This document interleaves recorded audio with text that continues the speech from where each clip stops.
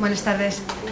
Bienvenidos a esta nueva conferencia de Psicología y Coaching organizada por el Grupo de Trabajo de Psicología y Coaching del Colegio de Madrid. Para nosotros es un honor contar hoy con Belén Ortega Bellé. Es alguien muy especial, alguien que nos va a aportar un valor muy diferencial hoy, algo que yo creo que nos va a complementar muy bien todo este ciclo de conferencias que estamos manteniendo ya a lo largo de todo el curso. Belén Ortega Bellé es licenciada en Psicología por la Universidad Pontificia de Salamanca. Es máster en Comunicación, Problem Solving y Coaching Estratégico por la Escuela de Palo Alto. Y yo creo que este es el punto clave, el punto diferencial que hoy con el cual nos va a acompañar hoy y que nos va a hacer ver ese aspecto clave que es lo que estamos buscando, ¿no? El Problem Solving y el Coaching Estratégico. Ella es coach, es counselor y docente de Change Strategies y es directora de operaciones de Change Strategies España, que es una filial de CTS Arezzo, que es precisamente la empresa que en España pues lleva adelante todo lo que es el conocimiento, el know-how de Giorgio Nardone, que tuvimos la ocasión también de tener este año aquí, disfrutar con su presencia. Sin más, yo os dejo con Belén. Ella nos va a dar esta conferencia y luego todas las preguntas que queráis y todo lo que queramos comentar, después tendremos ocasión de hacerlo. Bienvenidos. No. Los fallos. Ok. La informática y yo siempre tenemos dificultades. Confío que funcione hoy el PowerPoint.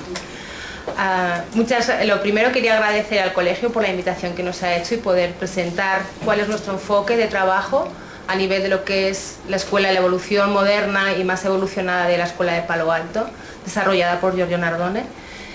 Y también quería adelantar que hoy para mí es un día muy especial, aparte de esta invitación. Os pido disculpas si la voz me tiembla. Ok, lo primero que quería, antes de comenzar a trabajar directamente sobre lo que es coaching estratégico para nosotros, quería sentar un poco las bases de lo que es nuestro modelo, el enfoque estratégico. Y para nosotros el enfoque estratégico, la forma de trabajar es conocer un problema a través de su solución. Y no tener las soluciones para conocer el problema. Okay. Nuestra forma de trabajar, sea en el ámbito que sea, es conocer a través del cambio.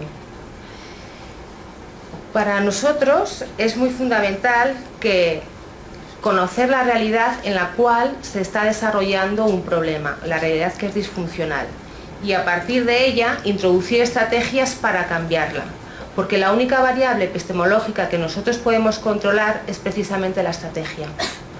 Okay. Entonces, a partir del cambio, introduciendo pequeños cambios, vamos conociendo cuál es el problema, para finalmente, al final, llegar a conocer el problema. Es decir, no es la forma de trabajar de conocer para cambiar, sino que nosotros cambiamos para conocer algo. Ya decía Kurt Lewin que si quieres conocer algo, primero prueba a cambiarlo. Vale. ¿Y cómo introducimos este cambio? Para ello utilizamos las lógicas. Y que la lógica es aquella parte, aquel método que nos permite transportar, hacer puente entre la teoría y la práctica. La lógica es lo que nos permite aplicar cualquier proceso. Lo que nos damos cuenta, y si os dais cuenta en el slide, nosotros introducimos cambios utilizando normalmente lógicas no ordinarias. ¿Y qué son estas? Son lógicas de la paradoja, son lógicas de la creencia, son lógicas de la contradicción. Porque normalmente si observamos un problema, la mayoría de las veces lo que sucede es que funciona siguiendo ese tipo de lógicas, no lógicas racionales de las que estamos habituados a trabajar, con las que nos han enseñado de verdadero y falso, tercero excluido, o es blanco o es negro, no. Muchas veces en la mayoría de los problemas, y sobre todo cuando son problemas de relación, lo que están funcionando son lógicas no ordinarias. La lógica no ordinaria es lógica matemática, ¿okay? Vale, os pongo un ejemplo. Por ejemplo, imaginaros, estoy aquí ante un aforo que todos trabajáis, sois coach, ¿no? Trabajáis con empresas, con organizaciones, con clientes, ¿sí? ¿Sí o no? ¿O estoy ante un aforo clínico? Es por saber hacia dónde me tengo que mover, ¿ok? Me voy al ámbito organizacional, ¿ok? Donde trabajamos con coaching, porque si no estaríamos en otra área que sería el área de la clínica. Imaginemos un jefe que sabe que es bueno que los colaboradores se desarrollen, que crezcan, que sean cada vez más autónomos, y comienza a aplicar una estrategia de desarrollo, que les empieza a delegar responsabilidades, a darles más autonomía, a que sean cada vez más independientes, a asumir más labores.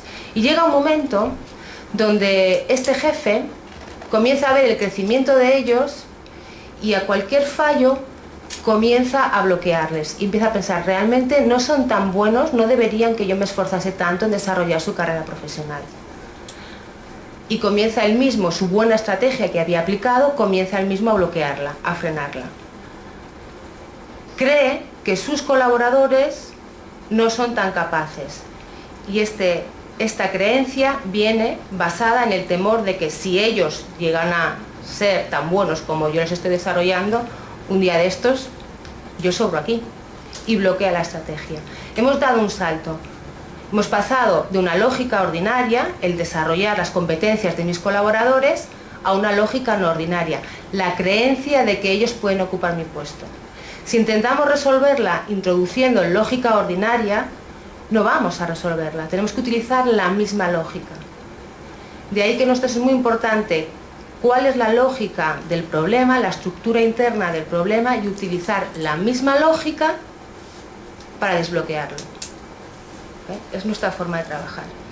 Es decir, que los problemas en sí no tienen nada que ver con lo que es la situación o con las propiedades de la situación o de los objetos o de las cosas, sino que los problemas, que es lo que Paul Watzlawick, uno de mis maestros, decía que era la realidad de primer orden, sino que los problemas tienen que ver con lo que él llamaba que era la realidad de segundo orden, con la atribución que damos a estas situaciones o que damos a estos objetos. Es como lo del vaso.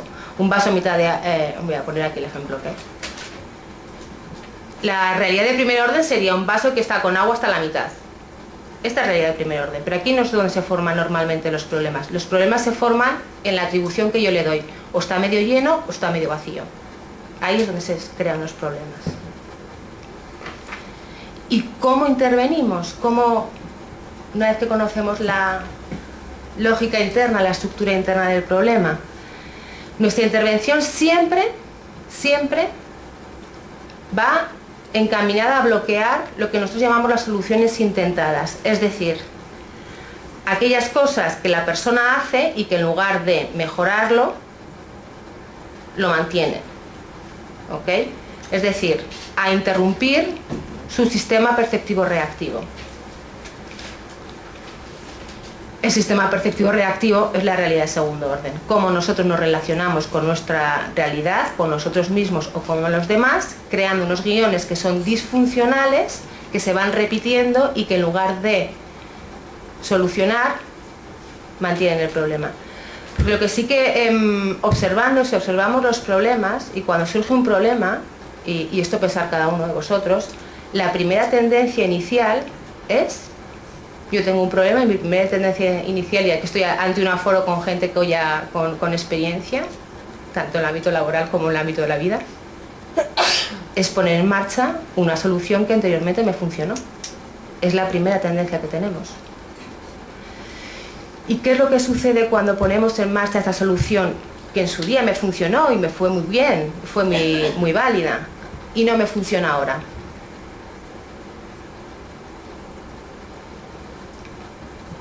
Lo primero que nos viene a la cabeza es: no he puesto con suficiente energía o suficiente vigor esta estrategia, no lo he hecho bien y la aplico con más fuerza.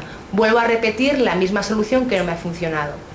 Y al aplicarla con más insistencia, con más vigor, me tengo que concentrar más en hacer bien poner en marcha bien esta estrategia, sigue sin funcionarme. Y voy creando este guión redundante que en lugar de resolverme el problema, me lo va manteniendo. Y no solamente es que me lo vaya manteniendo, es que lo empeora. Entonces, nuestro trabajo, estas son nuestras soluciones intentadas, nuestro trabajo, la forma de intervenir, lo primero es bloquear las soluciones intentadas. Es decir, las soluciones intentadas son realmente el problema.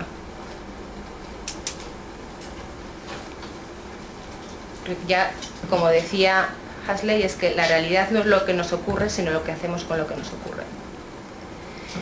Y dicho esto, centrando cómo es nuestra forma de trabajar a nivel estratégico, donde introducimos un cambio para resolver el problema, para conocer el problema, pasemos, utilizando siempre la misma lógica de la estructura interna del problema, para bloquear las soluciones intentadas. Sí que ahora ya paso a lo que es para nosotros el coaching estratégico. Antes de nada quería decir que el coaching estratégico es una intervención, digamos, diría que quirúrgica, dentro de todo nuestro proceso de problem solving estratégico. Todos nosotros empezamos en problem solving y acabamos en problem solving. Y hay veces que en este proceso hay algún tipo de situación del límite, cuando la persona llega a un límite, donde tenemos que hacer una intervención, yo diría que quirúrgica. No, todo el proceso de problem solving, y esto muchos alumnos que tenemos en el máster de comunicación y problem solving y coaching estratégico, sobre todo cuando están en el primer nivel, nos dicen, es que esto que estáis haciendo es coaching. Vale, diríamos, bueno, que hacemos coaching con todo ello, pero hoy quería, y cuando nos pidieron lo que es para nosotros coaching estratégico, lo que nosotros le llamamos coaching estratégico, ¿ok?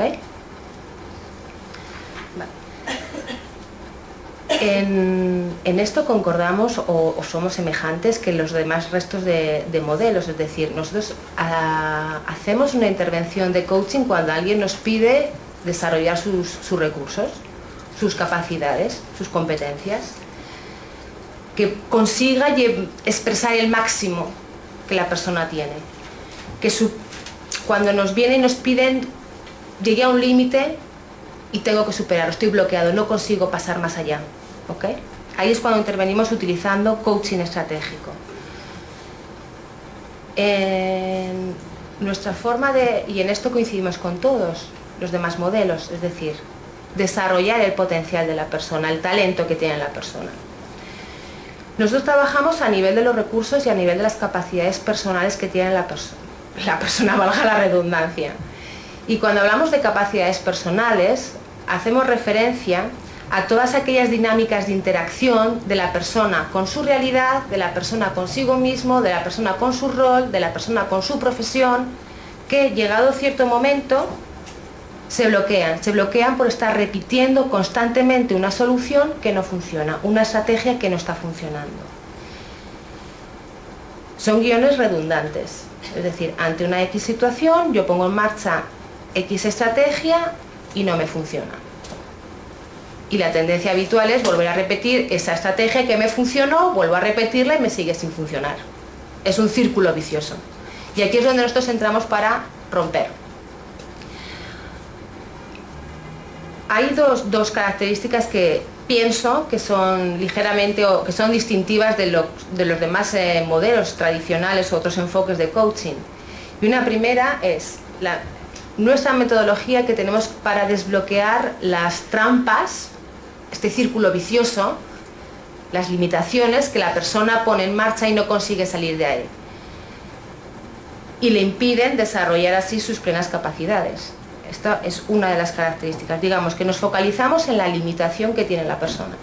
Y es lo primero que vamos a trabajar.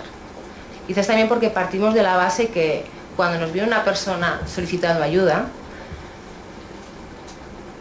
es que tiene un límite, tiene una limitación, tiene una incapacidad, porque si no tuviese tal incapacidad no vendría a pedir ayuda. Entonces, lo primero que nosotros nos focalizamos y vamos a trabajar es el límite, la incapacidad de la persona. Y una vez que esté resuelto esta incapacidad, es cuando pasamos a desarrollar su potencial. Con lo que trabajamos, y en el slide anterior aparecía y decía, transformando límites en recursos, es que utilizamos este límite como un recurso. Es decir, el límite nosotros no lo consideramos que sea algo a extinguir, sino que una capacidad, si yo la giro, se me transforma en una incapacidad. Un defecto, si yo lo giro, se me transforma en una virtud. Entonces utilizamos la incapacidad, el límite, para transformarlo en un recurso que luego podamos desarrollar, no solamente en ese área donde la persona nos vino a pedir ayuda, sino que en otras situaciones, una vez que ha aprendido cómo solucionar su problema, pueda aplicarla en otras áreas de su vida o en otro tipo de problemas. Esta es una característica para mí distintiva de otros enfoques. Y hay una segunda característica que convierte o hace al modelo estratégico muy especial, el enfoque de coaching estratégico. Y es que nosotros nos concentramos en el límite, pero nos concentramos fundamentalmente en el proceso, en el cómo desbloquear ese límite y cómo desarrollar los recursos. Y no nos preocupamos para nada del contenido, del qué y el por qué. Nos fijamos en el cómo y dejamos a un lado el por qué. ¿Qué ventajas tiene esto o qué nos facilita? Bueno, por un lado es que podemos trabajar, cuando nos viene la persona con una incapacidad, es que podemos trabajar sin necesidad de que nos tenga que explicitar o que nos tenga que declarar cuál es el límite. O sea, a las personas nos cuesta mucho decir, esta es mi debilidad, este es mi límite. Con el enfoque estratégico, siguiendo el proceso, podemos trabajar el límite sin que ella nos tenga que decir, este es mi punto flaco. ¿Qué conseguimos también? Es que la persona reduzca su natural resistencia al cambio, porque no nos tiene que declarar su incompetencia, con lo cual la resistencia que siempre que está ahí se reduce. ¿Okay? O si le hiciésemos declararlo, muchas veces o nos levanta el muro de hierro que no lo podemos atravesar, o nos miente. Entonces, de esta forma conseguimos, evitamos tanto resistencia, reducirla, como por otro lado, evitar la mentira. Okay. He dicho antes al principio que el coaching estratégico es una intervención individual, una intervención casi quirúrgica, pero el hecho de que no tenga necesidad de declararnos la persona cuál es su limitación, cuál es su incapacidad, nos permite poder trabajarlo en grupo. De forma tal que en grupo, siguiendo el proceso de coaching estratégico, cada persona siguiendo el proceso de coaching estratégico, podemos trabajarlo al mismo tiempo con un grupo de personas. Y dicho esto, y siendo que nuestra metodología de trabajo, cuando aprendemos algo, decimos nuestra metodología es learning by doing, aprender haciendo en lugar de aprender escuchando, voy a proponer el que vayamos haciendo un proceso de coaching estratégico al mismo tiempo, porque será mucho más fácil que vosotros lo aprendáis, lo interioricéis, lo experimentéis, tengáis lo que nosotros decimos una experiencia emocional correctiva, en lugar de que yo os vaya contando aquí toda la teoría. ¿Ok? Vale, tenéis papel y lápiz, algunas personas sí que veo, o bolígrafo y papel para ir escribiendo. No me tenéis que decir nada, ¿eh? Esto es para vosotros, solo.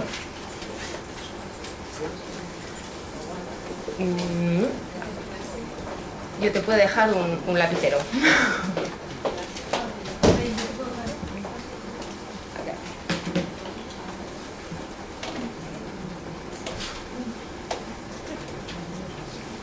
Voy a seguir el proceso, el cómo trabajamos nosotros, ¿ok? Que es lo que voy a hacer aquí, es lo que hago con mi cliente cuando me viene a nivel individual, es lo mismo. Confío que sea una buena sesión de coaching individual. Ya aviso, hay una cosa, no sé si alguna persona ha leído el libro de coaching estratégico escrito por mis colegas Roberta y Paolo, ¿no? Bueno, no debería hacer publicidad, pero lo voy a hacer. Es un libro muy interesante donde en el prólogo ya el profesor Nardone habla y nosotros decíamos que todos estamos en el mundo del coaching y en los últimos años el mundo del coaching, sobre todo en España, pues todo el mundo es coach, de todo, hay de todo. Entonces es una palabra que a nosotros cuando hace unos años atrás no voy a decir la palabra imponer porque el profesor me mata, pero nos indicó, el libro se llama Coaching Estratégico, está en algunos sectores tan estropeada que no nos gustaba mucho, porque realmente el profesor decía, y el problema era que nosotros vivimos, y es verdad, de autoengaños, ¿ok? Porque en función de lo que percibimos nos vamos creando autoengaños, y todo es un autoengaño. Solo que hay autoengaños que son funcionales y hay autoengaños que son disfuncionales. Y nosotros donde intervenimos es cuando se ha creado un autoengaño, o sea, el sistema perceptivo reactivo, que es un autoengaño, es disfuncional. A la persona no le va bien. La persona llegó a un límite y no consigue pasar más allá. ¿Ok? El libro se iba a llamar Autoengaño Estratégico, pero creo que el editor dijo que no, que eso no vendía, que era muy fuerte la palabra y coaching era la palabra que mejor se adaptaba a lo que nosotros hacíamos. Vale, entonces, lo primero que os voy a pedir, y os lo escribís cada uno, esto es para vosotros. Identificar una dificultad que se va repitiendo en el tiempo y que os impide o no os deja expresar vuestras capacidades. Algo que constantemente, ante determinada situación, ponéis en marcha una solución y que esto os bloquea, nos deja que todo vuestro potencial se desarrolle. Algo que redundantemente se va repitiendo.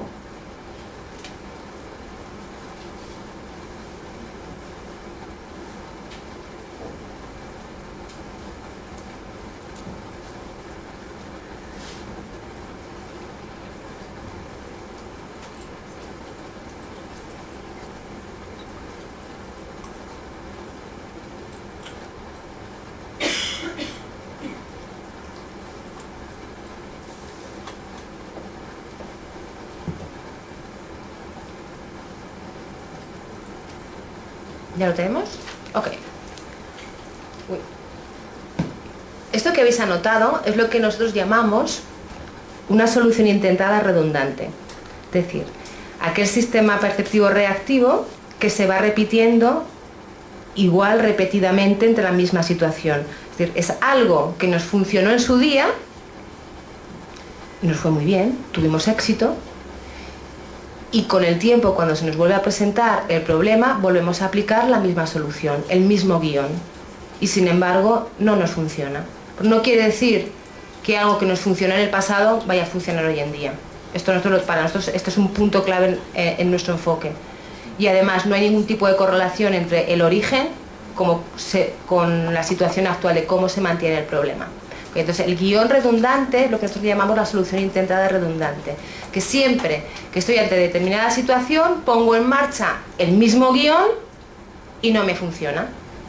¿Okay? Por ejemplo, uno de los casos que a nosotros nos vienen, o a mí me vienen mucho, la persona que cuando tiene que delegar, el jefe que cuando tiene que delegar, es incapaz de delegar, se queda, voy a decir una palabrota, asume todo el trabajo antes que delegar porque considera que los dos son los incompetentes. Y esto no le funciona porque se va cargando de trabajo y al final no saca su trabajo. Esto es un guión redundante. Siempre que tengo que delegar, en lugar de delegarlo, me lo quedo yo. Y al final no consigo hacer mi tarea, mis competencias. ¿Ok? Vale. Primer nivel que vamos a analizar acerca de vuestro guión disfuncional. Esto es un guión disfuncional, lo que tenéis ahí anotado. Las incapacidades estratégicas. Las incapacidades estratégicas serían aquellas incapacidades que nosotros decimos más evolucionadas, que tienen que ver más con nuestro cerebro. ¿Ok? Os voy a plantear una pregunta y os respondéis a vosotros mismos. 1. Lo que os hace incapaces de mostrar al máximo vuestro talento, vuestras competencias en esa situación de dificultad es vuestra incapacidad de encontrar la solución o vuestra incapacidad de aplicarla. Normalmente siempre que tenemos delante o que nos encontramos ante una situación que nos está bloqueando y entendemos incapacidad por este bloqueo, ¿ok? El límite puede presentarse o bien porque no consigo encontrar la solución o sé qué es lo que tengo que hacer, pero no soy capaz de ponerla en marcha. Si no consigo encontrar la solución, ¿ok? Estoy en una incapacidad estratégica, digamos así. Si sé lo que tengo que hacer, o sea, consigo encontrar la solución, sé que esta es la estrategia adecuada, pero no sé aplicarla, estoy en una incapacidad de acción. Entonces no sé cada uno si está en una cosa o en otra. Puede ser que no estéis en ninguna de las dos, ¿eh? Estoy en primera fase. Es decir, cuando a una persona se le pide una tarea a desarrollar, que ponga en marcha sus competencias, lo primero que observamos es, entonces nos basamos siempre en la observación, es que tiene que resolverla, encontrar la solución. Y ahí, si no consigue encontrar la solución, incapacidad estratégica. Encuentra la solución, sabe qué es lo que tiene que hacer, es la solución adecuada, pero no es capaz de ponerla en marcha, estamos ante una incapacidad de acción. ¿Ok? Vale, puede pasar, digo para los que no estéis ni en incapacidad estratégica ni en incapacidad de acción, que yo encuentro la solución, sé lo que tengo que hacer, que además soy capaz de aplicarlo, pero no soy capaz de mantenerlo. Y entonces estaríamos en una incapacidad de constancia. No soy capaz de mantener a lo largo del tiempo la estrategia. Okay.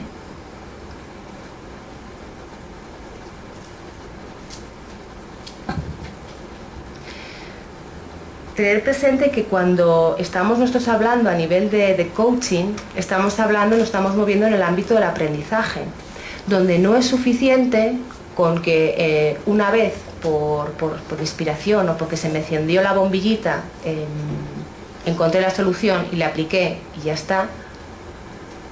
Esto sería para lo que nosotros decimos cuando tenemos que hacer una intervención de problem solving, tenemos que introducir un cambio que es muy rápido, introducimos el cambio, se soluciona y punto. En coaching estamos hablando de un nivel de aprendizaje de adquisición y es necesario repetir esos recursos, esa capacidad varias veces hasta que realmente sea adquirido, interiorizado, sea un aprendizaje, sea algo espontáneo. Como decía Oscar Wilde, que la espontaneidad es el último aprendizaje adquirido. En coaching estamos hablando de esto. Entonces no sirve cuando hablamos de mantener el tiempo con que una vez funcionó. No, yo soy capaz de repetir mi estrategia, de aguantarla hasta el final. ¿Okay? Puede ser también que haya personas que saben lo que tienen que hacer, lo aplican, son capaces de aplicarlo, lo mantienen el tiempo, pero, y me voy al cuarto y en uno de los cuatro tenéis que estar, ¿ok? Dejo caer mi estrategia porque los efectos que provoca el mantener mi estrategia, los efectos colaterales que está provocando mi estrategia, son superiores a lo que yo puedo soportar y la dejo caer. La freno. ¿Ok? Que es lo que nosotros llamamos incapacidad de gestión, de gestionar los efectos colaterales. Es decir, por ejemplo, imaginemos una persona, y esto es muy habitual, y más en estos periodos de crisis, si quieres encontrar trabajo ya te están diciendo por ahí que te tienes que marchar al extranjero. Ok, y es una estrategia que es buena. ¿Ok? Si yo quiero desarrollarme profesionalmente, tengo que marcharme de aquí. Yo soy capaz, no tengo incapacidad estratégica. Sé lo que tengo que hacer, soy capaz de aplicarla, me marcho al extranjero, me pongo como plan pues un año, me voy un año para allá, soy capaz de mantenerla, pero entro en conflicto con mi familia y dejo caer mi estrategia. Son los efectos colaterales.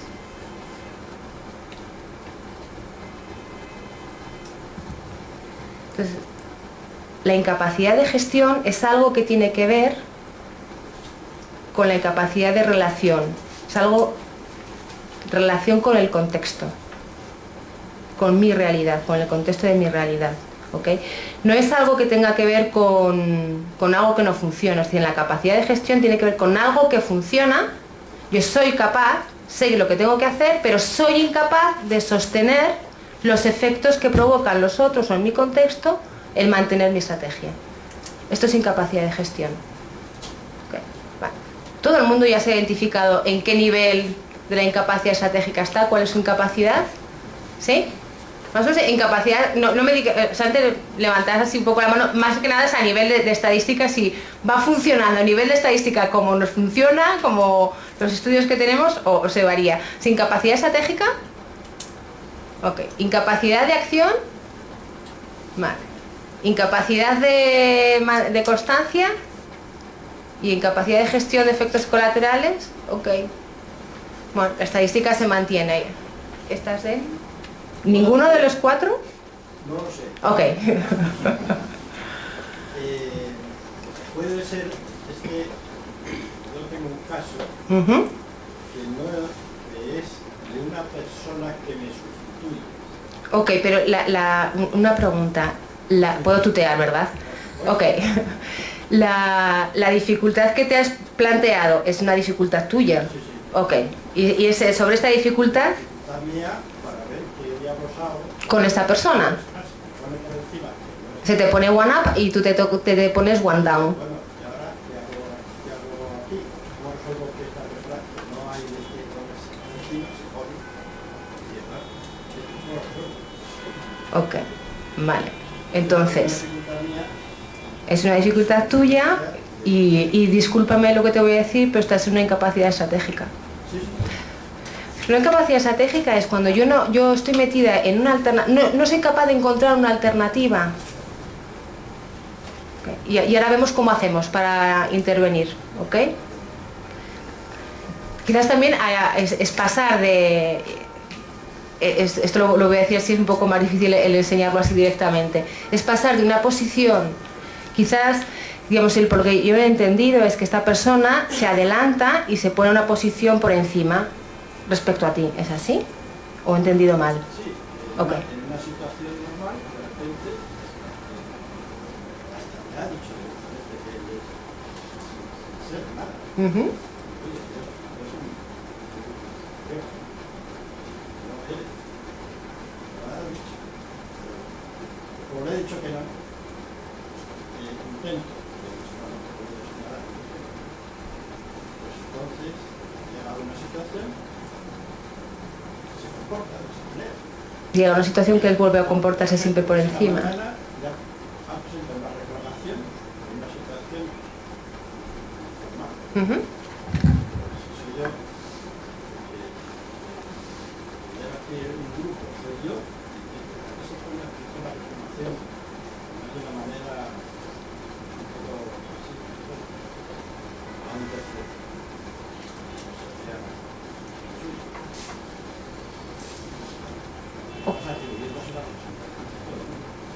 Ok, vamos a ver cómo hacemos intervenir en cada uno de esos y si acaso al final no hubieses hallado cómo trabajar, lo podemos ver en el turno de preguntas. ¿Ok? ¿Puede ocurrir que uno no sepa cuál es su capacidad? Que vaya a pedir ayuda porque tenga un conflicto tan general que sea incapaz de saber cuál es su capacidad.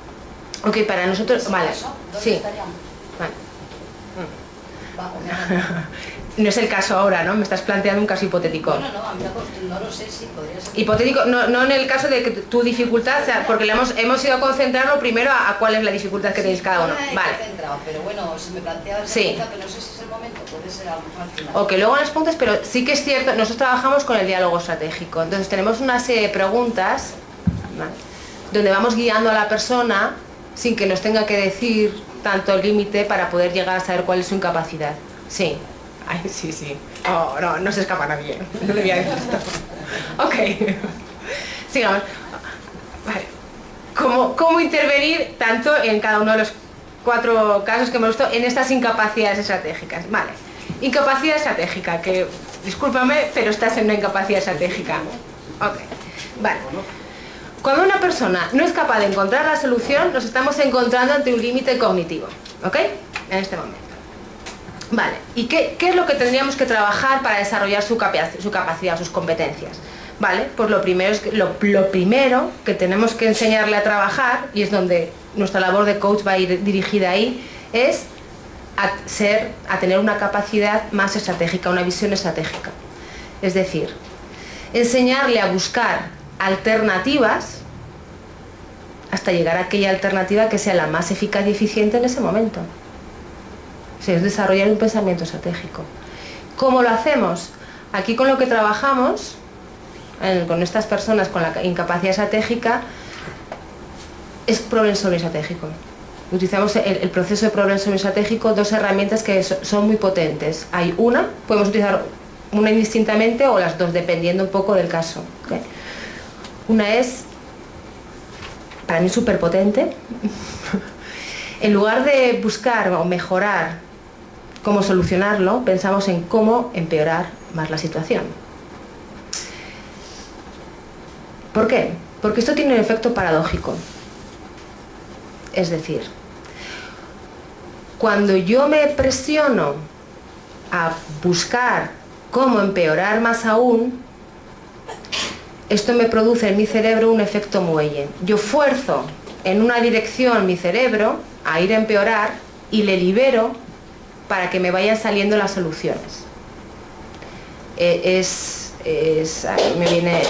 el efecto paradójico que tiene.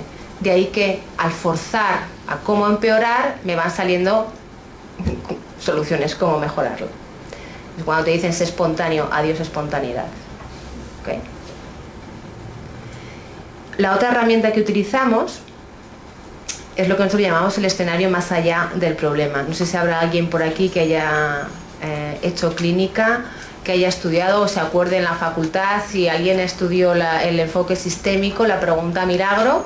Bueno, pues es digamos una variante de la pregunta milagro.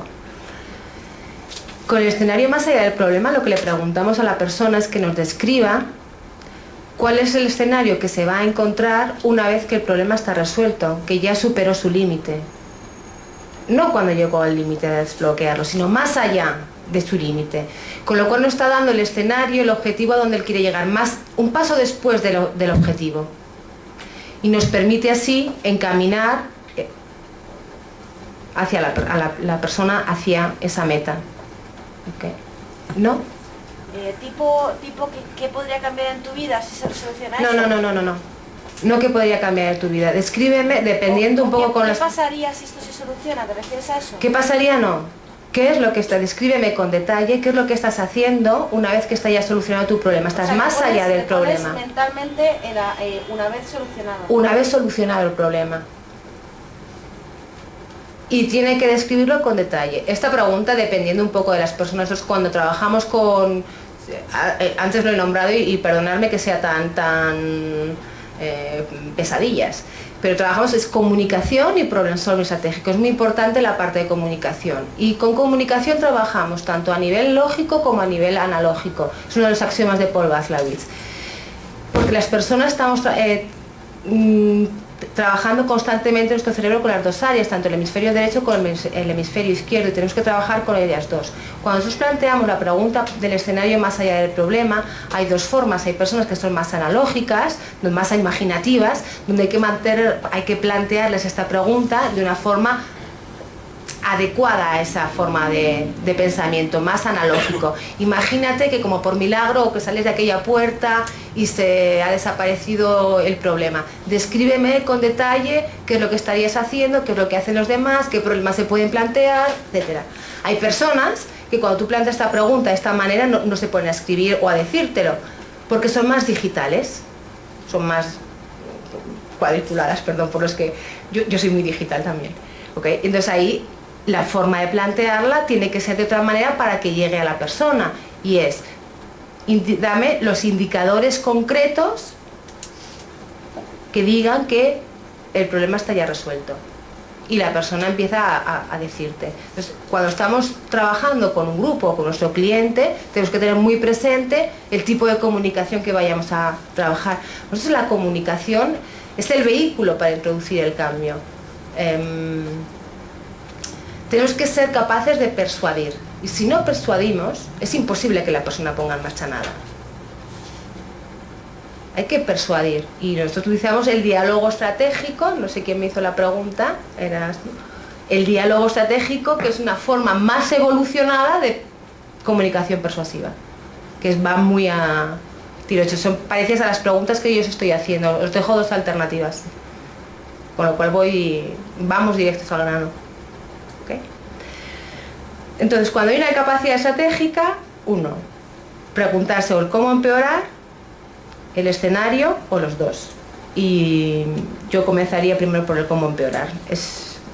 no debería hacer publicidad, pero es una herramienta muy potente. ¿Ok? Vale, para las personas, aquellas donde su incapacidad está en aplicar. Y claro, cuando una persona sabe lo que tiene que hacer, pero es incapaz de ponerlo en marcha, ¿dónde nos encontramos? ¿Qué tipo de límite es? ¿Es un límite cognitivo? Sí, de acción, pero ¿qué nos bloquea la acción? ¿Perdón? Puede ser falta de habilidades, pero es sobre todo un límite. Yo sé lo que tengo que hacer, pero soy incapaz de... falta de voluntad es muy abstracto para mí. Es un límite emotivo, tengo miedo. O sea, miedo a lo desconocido. ¿Qué es lo que va a pasar cuando yo ponga en marcha esto? Tengo miedo. O algunos hablaban por allí, pereza. Pereza es extraño. Seguridad, ok, voy a ir. Seguridad, que esa seguridad se transforma en una especie de rigidez, de excesivo control. Hasta que no lo tenga yo todo controlado, no avanzo. Miedo, control entrecomilladamente obsesivo, ok, entrecomilladamente. O tengo dificultades de relación interpersonal. Vale, si es miedo, nosotros con lo que trabajamos es con una estratagema, una técnica que se llama la peor fantasía. Es decir, le pedimos a la persona que piense todo lo peor que le puede pasar cuando ponga en marcha esa estrategia. Pero también tiene un efecto paradójico. Es decir, cuando yo voy a buscar el miedo, mi fantasma, este desaparece. Y de esta forma yo voy enseñando y adiestrándole a la persona a apagar el fuego añadiendo leña. Ayer, haciendo zapping, el programa este de las hormigas, no sé si alguien lo ve, salía la hija de... ¿Perdón? Lo visteis más gente, no me salía el nombre. Ok, la hija de Punset. Lo cogí empezado, con lo cual no sé cómo, pero ella dijo que para gestionar la ansiedad, que lo mejor era provocarse la ansiedad, que la ansiedad, miedo. O sea, dije, ok, nos han ido a coger una de las cosas nuestras. Perfecto, es maravilloso. Entonces, cuando hay miedo, trabajamos con la persona con la peor fantasía. Cuando el tema es de un excesivo control, una rigidez en ese área, lo que enseñamos a la persona y le guiamos es a introducir un pequeño descontrol en su control. Es decir, a controlar el pequeño descontrol en lugar de estar descontrolada por su control, que es lo que suele suceder. Mira, por ejemplo, yo era una persona muy controladora, excesivamente controladora. Tan controladora así que no llegaba nunca a controlarlo todo, con lo cual me desesperaba. Entonces, mi pequeño descontrol, aparte de mi pequeño descontrol, aparte de comenzar mi jornada por la mañana con un cómo empeorar, cómo voy a jorobar bien la mañana, el día de trabajo 1, entonces, siempre hay un pequeño descontrol que yo me planifico que lo voy a hacer. Es decir, si por algo que no me estropee el resto, ¿no? Es mi trabajo. Por ejemplo, si ese día me toca acción comercial, hay un cliente que ese voy a elegir algo que lo pueda posponer para el día siguiente, que a ese no le voy a llamar. Le llamaré al día siguiente, en lugar de llamar a todos. Si tengo 10, vale, me selecciono los 10. Hay uno que ese día no le llamo. Le llamo mañana. Uno que yo siempre controlo, que es el que no me va, es decir, que no me va a perjudicar mi tarea. Si hay alguien que yo he quedado con él, llamarle a ese día a X hora, ese día a X hora yo como un reloj estoy llamando. O sea, ese descontrol no me lo permito, porque ya no sería un pequeño descontrol. Eso sí que afectaría a mi trabajo. Entonces, se va guiando a la persona a introducir un pequeño descontrol que controla. A un controlador, no sé si estoy hablando aquí para muchos controladores, a un controlador no le puedes dejar de no controlar. Entonces yo le permito que controle, pero que controle el descontrol. Y no es un descontrol así a la ligera, sino controlado, ¿ok? Y cuando la incapacidad, o sea, al identificar este bloqueo emocional es debido a las relaciones interpersonales, hay dificultades interpersonales. Aquí trabajamos con una serie de herramientas que vienen todas de las que trabajan con los fóbicos, o surcar el mar a espaldas del cielo, que es desviar la atención desde la tarea principal que tiene que realizar con otra tarea, o un crear de la nada, que sería que tengo miedo de hacer esto, pero te pongo un miedo mayor, ¿ok? Tenemos una serie de técnicas o estratagemas para que la persona ponga en marcha aquello que sabe que es la solución adecuada, pero no es capaz de dar el paso, ¿ok? Vale. Cuando una persona no es capaz de mantener a lo largo del tiempo su estrategia, ¿con qué tipo de limitación nos estamos encontrando?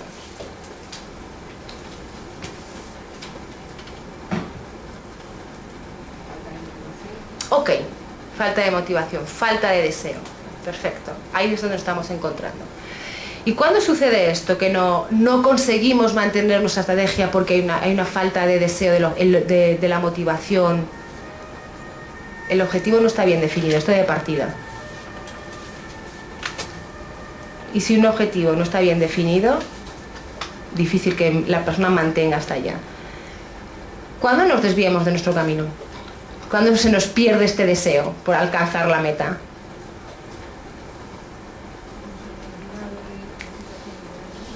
Ok.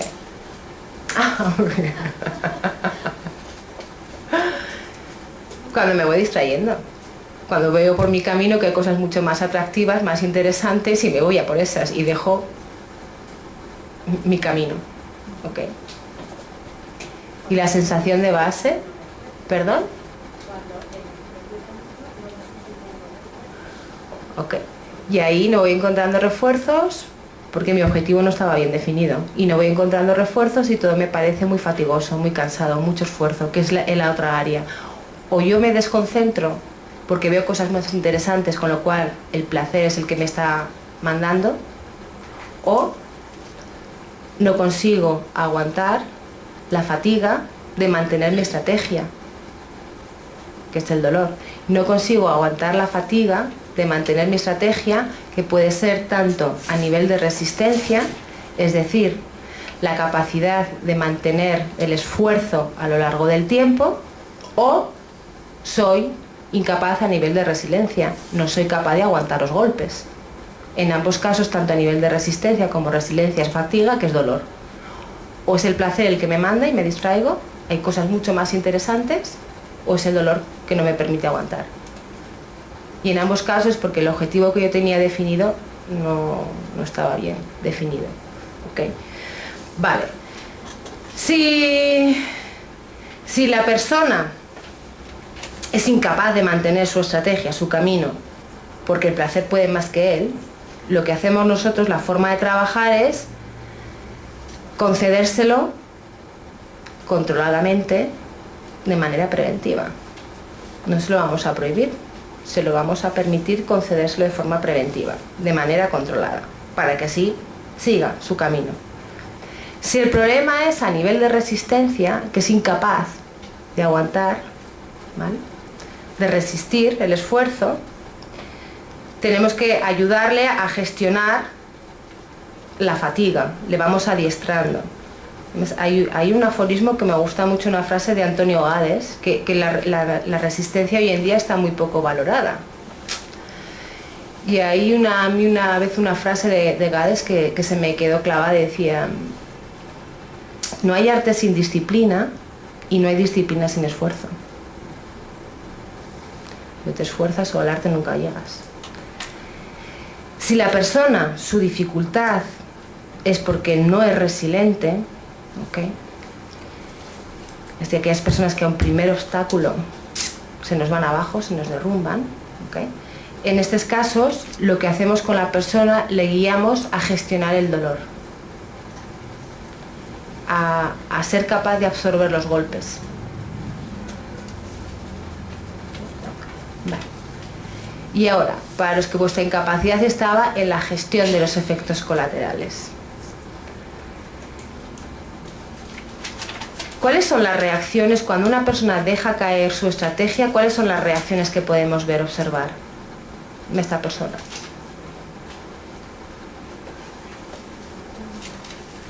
Frustración o más reacción, porque eso es más una... Derrota. Ah, derrota. Más bien sería, sí, derrota. Sí, hay una sensación de fracaso, pero yo dejo derrumbar mi estrategia. Mi estrategia funciona, es algo que funciona y sé que es lo que tiene que ser, que es así. Y además funciona y yo lo he mantenido en el tiempo. Pero el contexto puede más que yo. Y la persona o huye, se escapa, es decir, teme, tiene miedo de las consecuencias, no sabe qué va a pasar, o es incertidumbre, o es que las consecuencias son superiores a lo que puede soportar. Miedo o dolor por el éxito que provoca su estrategia en los demás. Hemos dicho que cuando la gestión de los efectos colaterales es cómo repercute el mantener mi estrategia en mi entorno. Y hay dos situaciones: o me da miedo porque no he previsto cuáles son los efectos, y entonces si es este caso tengo que enseñar a la persona, le reestructuro y junto con ella defino los efectos. Cuando hay una pérdida, la persona es incapaz de gestionar efectos, es porque no ha previsto cuáles son los efectos que va a tener su estrategia, los efectos que su resultado va a provocar. Creo que puede ocurrir que sí, que los tenga identificados y valorados, y precisamente porque estén identificados y valorados. Miedo o no aguanto. Miedo, sí, por ejemplo, en mi caso. Okay. Miedo o no lo aguanto. No, son superiores a mí. No aguanto el coste. Claro. Dolor. Pero no quiere decir que no sepa lo que hay que hacer. Okay. Y entonces ahí estamos con que sí es miedo, pero si no lo aguanto, Sí. es dolor. No aguanto el sufrimiento que va a provocar en el resto mi estrategia. Y ahí es dolor. Y ahí tengo que trabajar con la persona, o bien a gestionar el dolor, a prevenirla acerca de ese dolor, y 2 o 3, más bien diría que es una reestructuración, a saber aceptar que mi éxito corresponde siempre con el fracaso de otra persona, y que si yo dejo de tener éxito no quiere decir que la otra persona vaya a tener éxito, más bien seremos dos fracasados.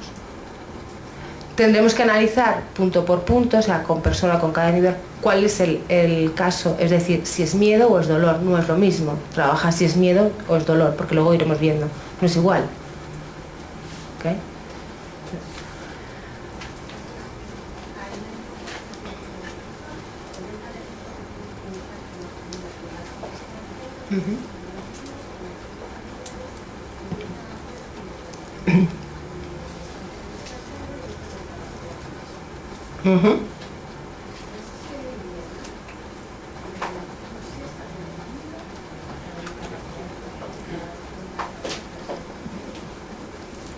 Mi objetivo, todo eso está bien definido, pero tengo un dilema porque hay algo externo emocional que está limitando mi objetivo. Sí, es la capacidad de gestión, que es el motivo relacional, sí.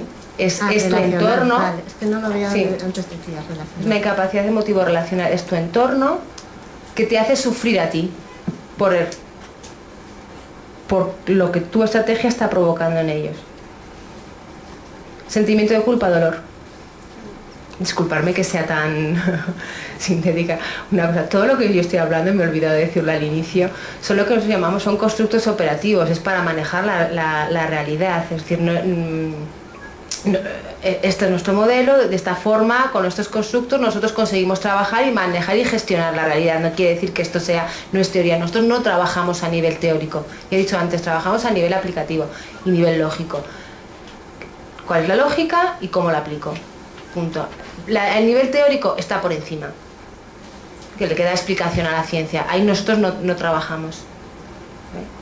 En el nivel, y todo lo que yo estoy hablando son constructos que nos permiten manejar, son reductores de complejidad, ¿ok? y a cada uno se ha puesto su logo para poderse ir haciendo su intervención individual. Pues pasemos más abajo hacia la derecha. ¿Cómo se va construyendo este guión redundante que nos dificulta, nos bloquea, nos impide expresar al máximo? Es lo que nosotros llamamos las incapacidades primarias. Sean más incapacidades más viscerales, más en el sistema límbico.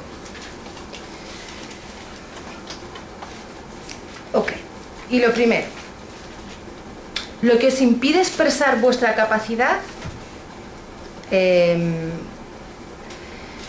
porque vuestro límite es porque sois incapaces de reaccionar o sois incapaces de no reaccionar.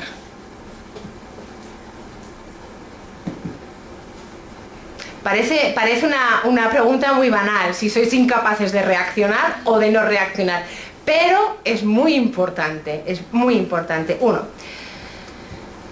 a ver, las personas donde vuestro límite se basa en un miedo, o se basa en un temor, o esté basado en una hiperracionalización, o esté basado en una búsqueda de una solución, de buscar la solución adecuada y hasta que no encuentre la que es exactamente la adecuada, no hago nada. Con lo cual, no hago nada, no me arriesgo, desde luego quien no se arriesga no falla, pero también es una equivocación, es decir, están en incapacidad de reaccionar. ¿Sí? Ok. Las otras personas tenemos la otra cara de la moneda, el que es incapaz de no reaccionar. Es decir, aquellos que reaccionan, que enseguida ponen en marcha una estrategia inadecuada. Los que actúan de forma impulsiva, los que actúan casi diría de impulsiva de forma compulsiva, ¿okay? Aquellos que están gestionando sus reacciones por la rabia, por el dolor o por el placer. Estos son incapaces de no reaccionar. ¿Ya os habéis ubicado? ¿Estáis incapaces de reaccionar o incapaces de no reaccionar? Habrá algunos que a lo mejor tampoco se hayan ubicado ahí, luego llegamos. Pero voy con estos dos, que es la gran mayoría estaréis en ese área. Ok, el que es incapaz de reaccionar es aquel que su límite viene dado porque tiene miedo o porque hiperracionaliza demasiado o porque busca la solución adecuada y hasta no encontrarla no la pone en marcha, y como nunca encuentra la solución adecuada nunca pone en marcha nada. Se queda bloqueado, no hace nada. Ese es el que es incapaz de reaccionar. El lado contrario, el incapaz de no reaccionar, el que siempre hace algo, equivocadamente pero siempre lo hace. ¿Okay? Y es equivocadamente siempre lo hace por un motivo, porque no definió al inicio exactamente el objetivo y la estrategia. Por eso sus estrategias no funcionan. Al que es incapaz de no reaccionar, le empuja la compulsión, le empuja la rabia, le empuja el dolor agudo, le empuja el placer, no le empuja el miedo. Okay. Vale. A los que seáis incapaces de reaccionar, o sea, de hacer algo, que os quedéis ahí bloqueados, lo que hacemos es trabajar con vosotros, o lo que se hace es trabajar con estas personas a nivel de desbloquear esta emoción, o sea, este bloqueo emotivo, y ayudar a encontrar la respuesta adecuada. Es decir, si la cuestión es un tema de hiperracionalización o de búsqueda de una alternativa que no se consigue encontrar hasta que no sea la adecuada, no pongo en marcha, se ayuda a la búsqueda de esta solución, o en el caso de que sea un miedo, un temor, se trabaja sobre ese miedo o sobre ese temor.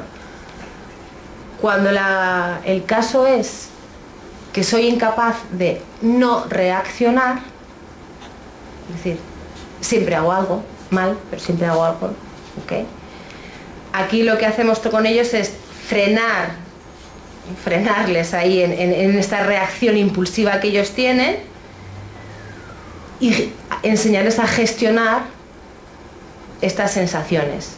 Y en algunos casos, por ejemplo en el caso de la rabia, lo que enseñamos es a nivel preventivo a que se anticipen, a declararlo. Me declaro antes y es una manera también de frenarla, porque si yo declaro ya me corto un poquito de hacer X cosas. ¿Okay? Para los que no estéis ni en incapacidad de reaccionar ni en incapacidad de no reaccionar, tenemos una tercera categoría: incapacidad de percibir. Ok. Para nosotros la incapacidad de percibir nos referimos a aquellas personas que son que tienen dificultad o son incapaces de hacer un análisis de la situación. Es decir, cuando su percepción está guiada por sus prejuicios. Aquellos que solamente quieren ver lo que quieren ver, que no ven lo evidente. Es, por ejemplo, yo qué sé, en las parejas. Esto viene en muchas parejas también sobre ese tema. Aquella pareja que no quiere ver que su otra parte le está traicionando. Y lo ve, pero no lo quiere ver. Esto es incapacidad de percibir. Cuando su percepción la distorsiona para protegerse. Y entonces actúan en función de esta distorsión de la realidad. Y es cierto que antes cada uno percibíamos las cosas de una diferente manera, tenemos nuestros propios autoengaños, pero en incapacidad de percibir este autoengaño es disfuncional. A la persona sufre, le hace daño. ¿Okay? Este es el más sublime de los autoengaños, la incapacidad de percibir. ¿Okay?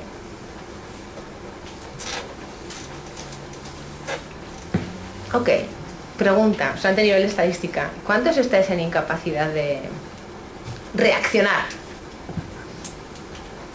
¿Incapacidad de no reaccionar? Se nos va la estadística. ¿Incapacidad de percibir? Ok. ¿Sabéis? Tenemos y vamos a ello ahora. El modelo es autocorrectivo. Es decir, verificamos que vamos, a medida que vamos trabajando con nuestro cliente, verificamos que vamos bien en el camino. He dicho, todos tenemos nuestros autoengaños. Entonces, hacemos una verificación que el autoengaño es funcional o disfuncional. ¿Y cómo hacemos esta verificación? Nos vamos al nivel anterior. ¿Ok? Vale. Si soy incapaz de reaccionar, ¿okay? ¿Cuál es el efecto que produce sobre el nivel anterior? Soy incapaz de definir la estrategia, soy incapaz de aplicarla, soy incapaz de mantenerla o soy incapaz de gestionar los efectos colaterales. Soy incapaz de reaccionar. Soy incapaz de aplicarla, incapacidad de acción. Si alguno tiene que corregirse su autoengaño, que se lo vaya corrigiendo. Ok. Si soy incapaz de no reaccionar, ¿cuál es el efecto que produce en el nivel anterior? Soy incapaz de definir la estrategia, o sea, de encontrar cuál es la solución, soy incapaz de aplicar, de mantener o de gestionar efectos colaterales.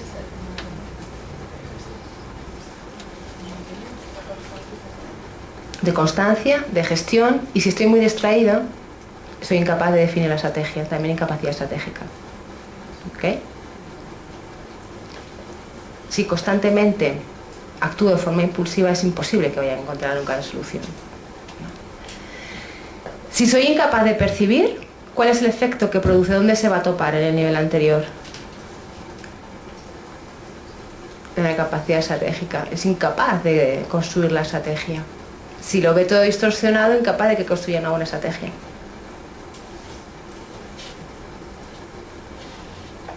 ¿Os habéis autocorregido el tiro en vuestro esquema? Es para vosotros, ¿eh? Ok.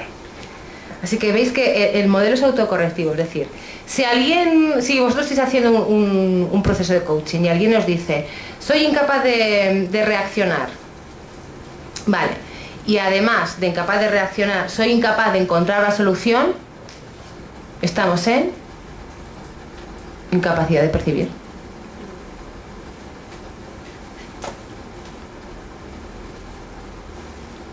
¿Os parece un poco complejo?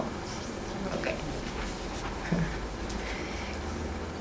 una persona que es incapaz de reaccionar, el único efecto que produce sobre sus incapacidades estratégicas es que es incapaz de pasar a la acción. Entonces, si ella nos dice que es incapaz de reaccionar y que además es incapaz de mantener, por ejemplo, o de encontrar la solución o de gestionar efectos colaterales, estamos realmente en una persona que es incapaz de percibir bien la situación. Si una persona nos dice que es incapaz de no reaccionar, ¿ok?, y nos dice que además en el nivel anterior lo que provoca esta incapacidad de no reaccionar es que es incapaz de pasar a la acción, realmente estamos ante una incapacidad de percepción, incapacidad de percibir, porque siempre hace algo. ¿Ok? Si una persona nos dice que es incapaz de no reaccionar y que es incapaz de encontrar la solución, ok, aquí tendremos que analizarlo un poco más, porque tendremos un 50% de que sea realmente incapacidad de no reaccionar o incapacidad de percibir. Y aquí tendremos que analizar más, verificar si estamos en no reaccionar o estamos en percibir. Y lo analizaremos bajando a un nivel más, que es a las sensaciones de base, que es a donde me voy yo.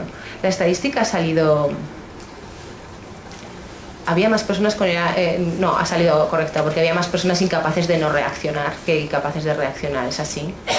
Sí. Es normal, ¿eh? Porque hemos visto que cuando una persona, en la capacidad de no reaccionar, afecta sobre 3 áreas en el primer nivel, sobre la incapacidad estratégica, sobre la incapacidad de mantener, de constancia, y sobre la incapacidad de gestión. Pero es normal, la estadística se va... Los seres humanos somos iguales, ¿eh? Ok. A la sensación de base, el último nivel. Y aquí sí que vamos ya a la raíz, lo que provoca nuestro guión disfuncional, la dificultad inicial que hemos visto antes.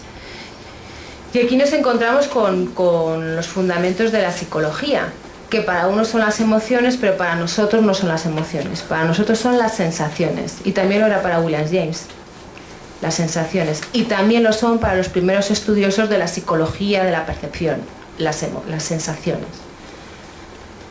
Y además ya decía Santo Tomás que no hay nada en el intelecto que no haya pasado antes por los sentidos. ¿Okay? Y también los fisiólogos que estudian las percepciones, las emociones, hablan que primero no hay emoción si primero no ha pasado por una percepción. Entonces nosotros las sensaciones, entendidas como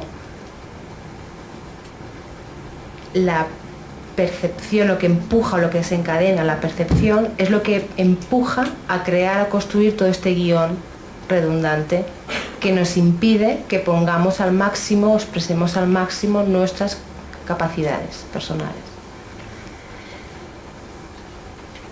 Para nosotros es muy importante, una vez que ya hemos identificado cuál es la incapacidad estratégica de la persona, dónde está, si es incapacidad estratégica, incapacidad de acción, de constancia o de gestión, y una vez que hemos identificado las incapacidades primarias, si es incapacidad de reacción, incapacidad de no reaccionar o incapacidad de percibir, tenemos que pasar a indagar cuál es la sensación de base que ha desencadenado todo. Y para nosotros lo reducimos a 4 sensaciones: el dolor, el placer, bueno, el miedo, voy a decirlo en orden de que es más habitual: el miedo, el placer, el dolor y la rabia. Son las 4 sensaciones de base para nosotros dominantes. Todo esto, estas 4 sensaciones son las que desencadenan todas nuestras incapacidades hasta llegar a construir nuestra dificultad, que yo no consigo salir de ella, de ese círculo vicioso. ¿Y por qué es importante para nosotros identificar cuál es la sensación de base? Porque nos va a dar cuál es el punto de palanca, es decir, donde yo tengo que intervenir para desbloquear esta limitación y transformarla en un recurso. Y no es lo mismo si es dolor, la forma de trabajar, que si es miedo. Además, aparte de esto, nos va a permitir verificar que todo el camino, todo el proceso que hemos ido haciendo de coaching es correcto. Pero sobre todo y fundamental es porque nos indica cuál es el punto de palanca, el punto estratégico donde yo tengo que comenzar a intervenir. Si es miedo, con lo que hacemos o con lo que trabajamos son todas aquellas tipos de técnicas y estratagemas que hay para gestionar el miedo. Cuando el tema es que la sensación de base que ha empujado, ha desencadenado toda nuestra solución intentada, redundante, es el placer, lo que hacemos es enseñarle a la persona a gestionar este placer, a concedérselo de forma controlada, de manera tal que aprenda a no depender de él. Cuando la persona lo que desencadenó fue la rabia, trabajamos con esta rabia para transformarla en un recurso a través de dejarla fluir. Y después la vamos a ir a transformar en el recurso. Y si es el dolor que la persona no soporta, si es el dolor que no quiere volver a experimentar, no quiere volverlo a sufrir, le enseñamos a gestionar este dolor y a prevenirlo.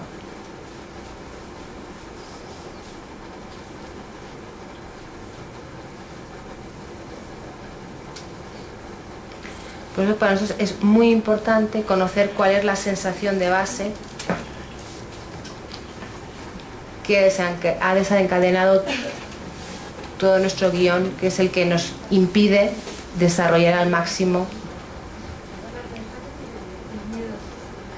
Con el miedo trabajamos con estratagemas y técnicas, como he comentado antes, en el ámbito clínico las utilizamos para los fóbicos, es decir, estratagemas como la peor fantasía, apagar el fuego añadiendo leña, surcar el mar a espaldas del cielo, un crear de la nada, crear un miedo mayor que otro miedo, hacer subir, el que me encanta, hacer subir el enemigo al desván y quitarle la escalera. Son todos estratagemas con las que trabajamos. Llevarle a un punto donde no tienes escapatoria. Y son muy habituales porque la mayor, en el orden en que tenéis las sensaciones de base, la que es más habitual es el miedo, después es el placer, a seguir el dolor y por último la rabia. Y como se construye nuestro guión, esta solución intentada es el placer, ¿ok?, o el dolor o el miedo o la rabia me provoca una incapacidad a nivel primario que a su vez repercute en una incapacidad a nivel estratégico que me crea mi sistema perceptivo reactivo disfuncional, mi solución intentada redundante. Así se construye. ¿Y cómo intervenimos nosotros? Estoy aquí y voy a bajar. Y una vez que haya llegado hasta aquí abajo y conozca cuál es la sensación, introduzco la palanca para el cambio. Es muy tecnológico.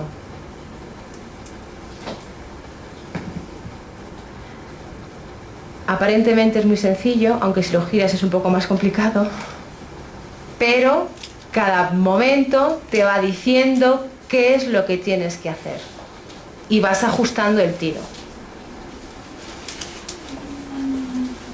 Imagino que os habéis ajustado el tiro con la incapacidad de percepción.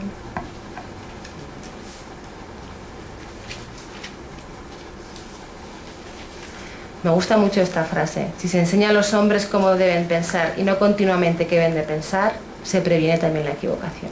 Muchísimas gracias por haberme escuchado tan atentos y haber seguido todo el proceso de coaching. Ahora espero que lo apliquéis y os lo desbloqueéis esta limitación. Gracias.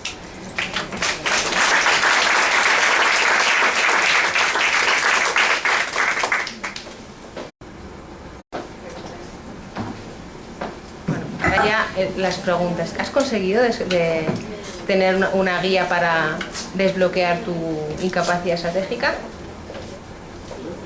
Ok. Vale. ¿Quieres hablar? Luego, si no hay preguntas... Sí, claro, seguro que las hay, seguro que las hay. ¿Estáis tan impresionados como yo? Impresionante, ¿verdad? Tan sencillo, como ella dice, tan tecnológico, parece fascinante tener un modelo tan claro, tan secuencial y que nos ayuda a clarificar también, ¿verdad? Yo me he quedado un poco impresionada, no tengo preguntas, así que empezad vosotros. Seguro que muchas. Por favor, pasamos el micrófono para abrirnos.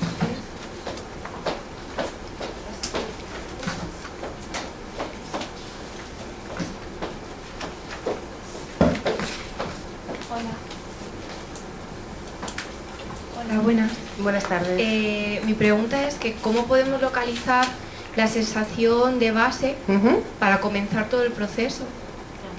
Es la última parte del proceso. O sea, empezaríamos desde... Siempre empezamos como he hecho yo con vosotros. ¿Cuál es la dificultad? ¿Cuál es el guión? Normalmente, bueno, el cliente, esto si fuese en grupo, normalmente cuando el cliente, normalmente hay casos que no sabe por dónde va, ¿ok? No sabe lo que le pasa. Lo primero que tenemos que, lo primero que le preguntamos es, él nos viene con un problema, con este es mi límite, o sea, yo no consigo, no sé, es que te plantean tantas cosas, yo no consigo delegar, este es muy común, yo no consigo delegar, ok, vale, entonces a partir de ahí vamos bajando, como he hecho con vosotros, con las incapacidades primarias, ¿dónde está? La cuestión es, ¿tú sabes lo que tienes que hacer? Y sería una doble pregunta que le haríamos, una pregunta que nosotros decimos de alternativa de respuesta, es, ¿sabes lo que tienes que hacer o eres incapaz de poner en marcha lo que tienes que hacer? ¿O sabes lo que tienes que hacer o tiene algo que ver con tu estrategia? Vale, si él me dice, no, yo sé lo que tengo que hacer, pero tiene que ver con mi estrategia, sigo bajando, tengo que ir discriminando. Tengo que discriminar si estoy aquí en capacidad de acción o estoy en las otras incapacidades. Y mi siguiente pregunta sería, ok, entonces la dificultad está en poner en marcha esa estrategia que tú sabes que sería la adecuada o tiene que ver con el mantenimiento. Si me dice que tiene que ver con la incapacidad de ponerla en marcha, ya sé que estoy en capacidad de acción, punto. Y ya me sigo bajando. Ahora, si él me dice, no, es con el mantenimiento, es con el resto, ok, no me queda muy claro y tengo que volver a hacer una doble pregunta, porque no sé si es incapacidad de mantenimiento o incapacidad de gestión. Y así que tendré que preguntarle, ok, pero ¿es dificultad en mantener la estrategia o es los efectos que te provoca mantenerla y tú la dejas caer? Y de esta manera yo consigo saber en qué incapacidad está. Y una vez que yo sepa en qué incapacidad estratégica se encuentra la persona, bajo a la incapacidad primaria. Y así, una vez que yo sepa en qué incapacidad primaria tiene, bajo. Hago siempre una verificación, es decir, igual que he hecho no que he hecho, pero que os he dicho a vosotros. Si la persona me dice que está en incapacidad, por ejemplo, de acción, y al mismo tiempo me está diciendo que es incapaz de no reaccionar, ¿no? Le reestructuro, cuando yo le parafraseé, le reestructuro para hacerle caer que no, o sea, no, me estás mintiendo, te estás autoengañando. Entonces, que cuadre. Y voy bajando luego hasta la sensación. Normalmente, y esto también es así, es decir, si yo soy, imaginemos en este caso una persona que es incapaz de poner en marcha una acción porque le da miedo. Me estoy acordando del otro día de un caso con un cliente donde tiene miedo de su jefe, piensa que le está observando constantemente, que le da las peores tareas, los peores trabajos, solamente para ponerlo en causa delante del resto. Okay. Y todo lo que venía él sabía lo que tenía que hacer, pero era incapaz de ponerlo en marcha. Y era incapaz de ponerlo en marcha por el miedo. Cuando tenemos incapacidad de acción con incapacidad de reacción, la sensación de base es miedo. Está bloqueado por el miedo. Y voy a trabajar ahí con el punto de palanca. Otra cosa es, por ejemplo, a nivel de incapacidad de percepción. Ahí puede ser tanto miedo, puede ser las 4 sensaciones de base. Entonces yo tendré que preguntarle a la persona cuál es la sensación. Es decir, no le voy a preguntar, ¿tienes miedo? No, pero sí que le puedo hacer una pregunta de, normalmente cuando es incapacidad de percibir es más bien placer, pero puede ser cualquiera de las otras.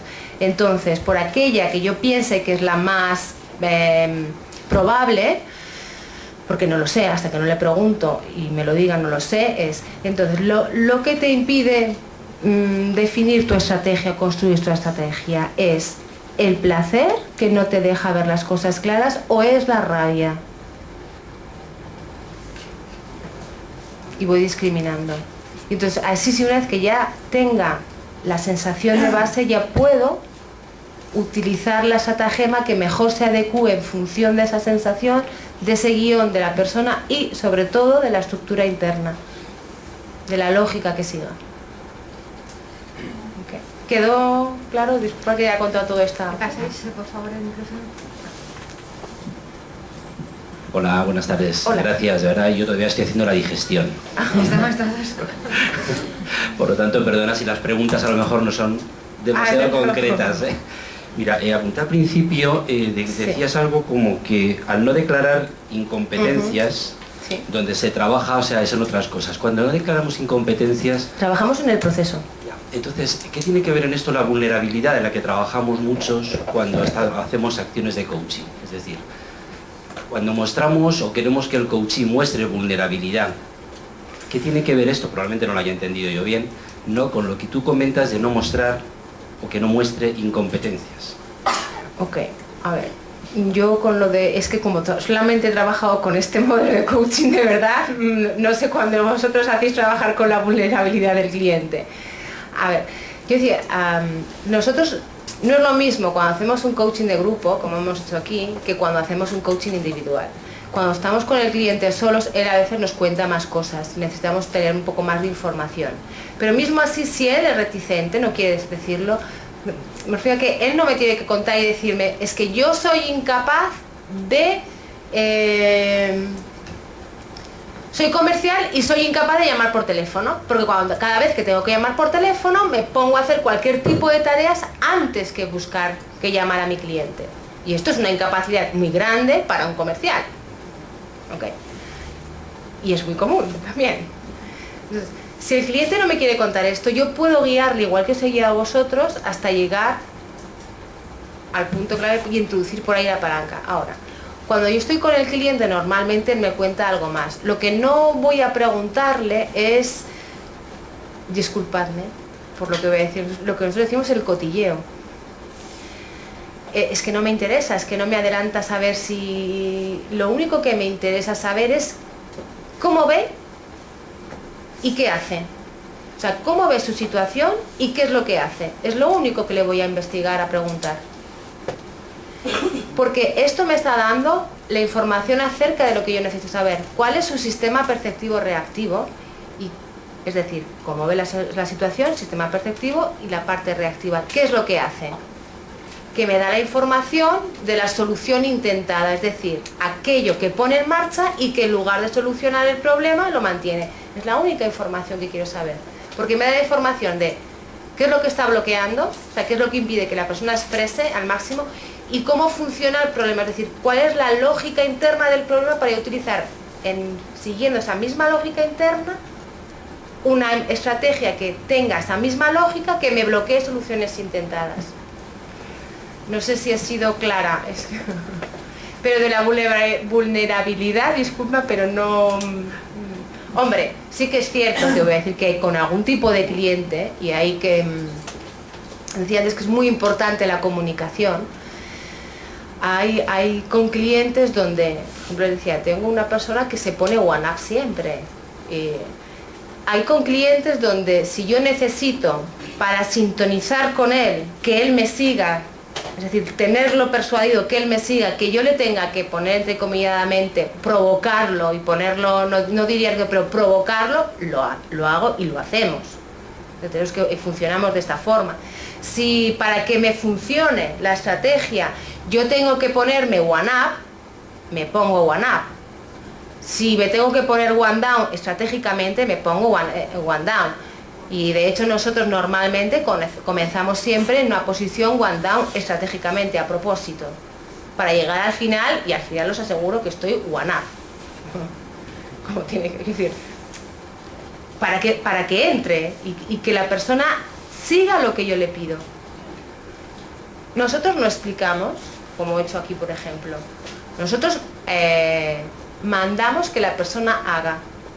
He dicho antes, nosotros conocemos a través del cambio y lo primero que hacemos es abrir la perspectiva de la persona, o sea, cambiar su percepción, o sea, la realidad es siempre la misma, lo único que vamos haciendo es cambiarle el marco, que vaya viendo de diferentes ángulos, hasta encontrar aquel ángulo que es el que va a funcionar mejor y más rápido.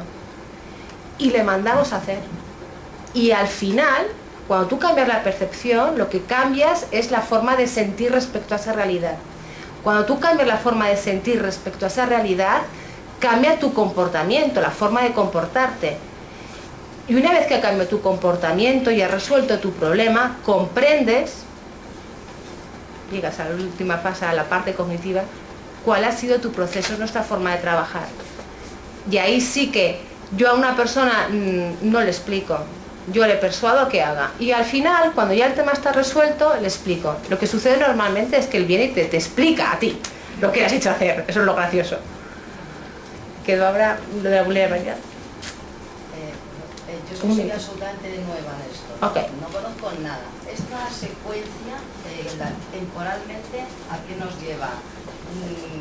Hay una primera sesión en la que recoge las capacidades estratégicas, eso dura un mes. No, disculpa, no. No, es que yo no tengo ni idea. No, hombre, el tiempo no lo sé. Bueno, una estimación, ¿cómo se desarrolla esa secuencia? Ok, el tiempo no lo sé, el tiempo que voy a estar en una sesión, depende. Ahora, esa secuencia es una jornada, o sea, es primera intervención. O sea, nosotros con nuestro modelo no hacemos tanto en la parte clínica como en la no clínica. No tenemos una sesión de indagación, de diagnóstico. No. Nuestra primera sesión es una sesión de intervención. Ajá, o sea que y esa secuencia yo tengo que llegar hasta la sensación. Claro, es que si no, no puedo introducir ningún cambio. Necesito introducir un cambio para poder conocer cómo funciona y para poder desbloquearle. Entonces, en la primera sesión yo llego hasta aquí abajo. Hasta abajo, y entonces la persona ya se puede... Llego hasta aquí abajo y le mando a hacer cosas. Sí, un poco abandono. Creo que por eso el modelo encaja también conmigo. Y luego se le vuelve a ver a esa persona, luego se le vuelve a ver. Claro. Luego ya se sigue el proceso, ¿no? Luego tengo que ver los efectos que ha producido el cambio que yo he introducido en la persona. Si voy bien o voy mal. Es decir, a cualquier tipo de cambio.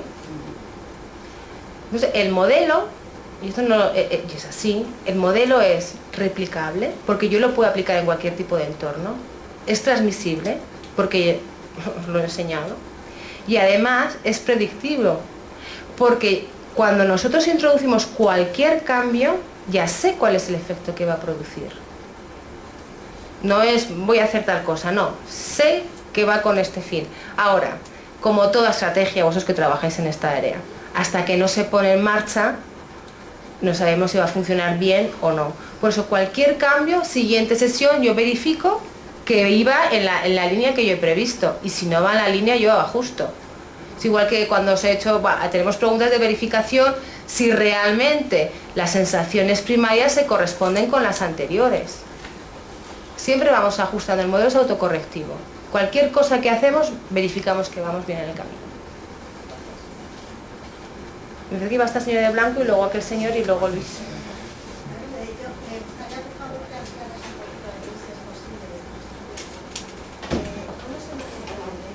No nos enteramos.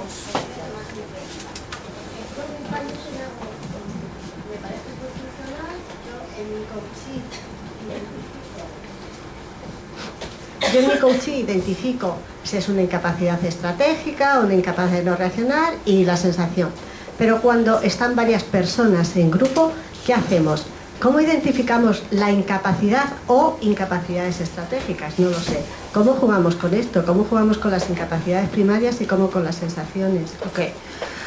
Cuando hacemos coaching de grupo, como he hecho yo aquí ahora, lo hacemos de esta misma manera. Es decir, vamos que la persona se vaya guiando. Realmente, raramente para nosotros he dicho, para nosotros el coaching es una intervención individual.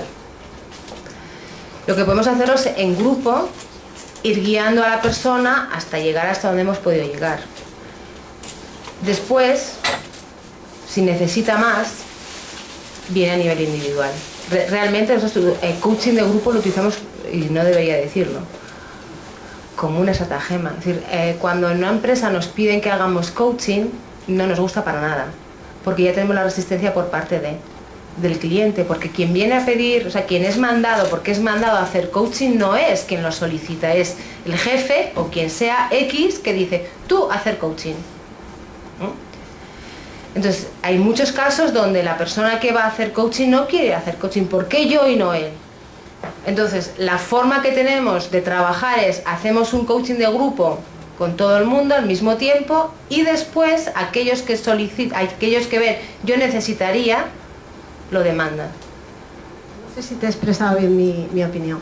En mi práctica profesional, y el resto de compañeros que confirme esto o no, pero ahora mismo se está poniendo muy de moda, por ejemplo, que el comité de dirección haga coaching de grupo.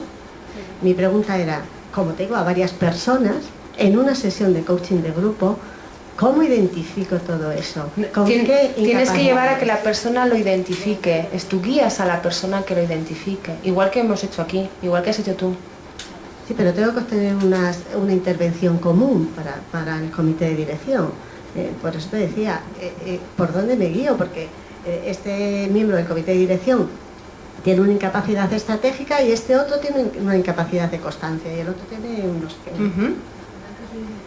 Sí, por eso igual... En un escenario grupal. Claro.